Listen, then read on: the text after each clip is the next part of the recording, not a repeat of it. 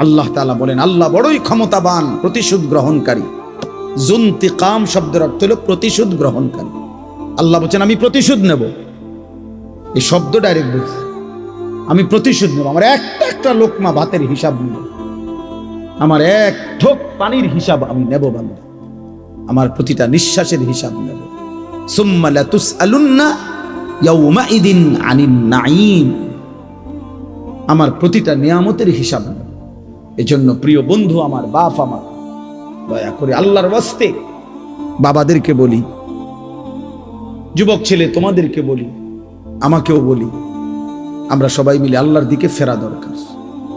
কার দিকে?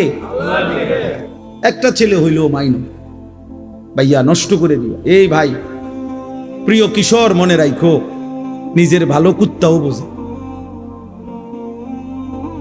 একটা কুকুররে যদি কেউ লাঠি আলগি দেয়, এই কুত্তাটা ওটা বোঝে যে এটা দিয়ে আমার যদি বাড়ি দেয় আমার ক্ষতি হবে, এই জন্য কুত্তায় দৌড় মারে, ঠিক না? তাহলে নিজের কমপক্ষে নিজের ভালো, নিজের সেফ, এটা কুত্তাও বোঝে, এটা জানোয়ারও বোঝে। তো তুমি বোঝো না ভাইয়া, তুমি এদুরও বোঝো না তোমার এই রাত দিন নারী দেখা, ছবি দেখা, উলঙ্গ দৃশ্য দেখা তোমার এই জাহান্নামের আগুনে পোড়াবে, এদুরও বুঝলা না?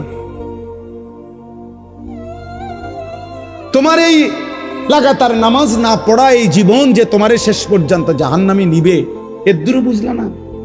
হায় হায় হায় হায়, নিজের ভালোটাই তো কমপক্ষে বুঝলা না। কেমনে বললে বুঝবা?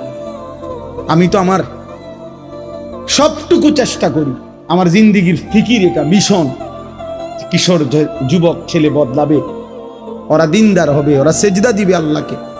এক যুবক যখন সেজদা দেয় তো আল্লাহ তাআলার আরশ নড়ে ওঠে।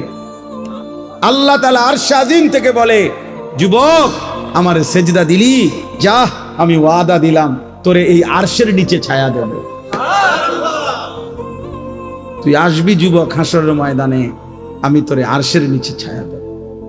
শাবুন নাশাআ ফি ইবাদাতিল্লাহ, নবীজি বলেন যে যুবক তার যৌবন কালটা আল্লাহর ইবাদতে বেড়ে উঠছে, আল্লাহ রাসূল সাল্লাল্লাহু আলাইহি ওয়াসাল্লাম বলেন আল্লাহ তাআলা তাকে আরশের নিচে ছায়া দেন।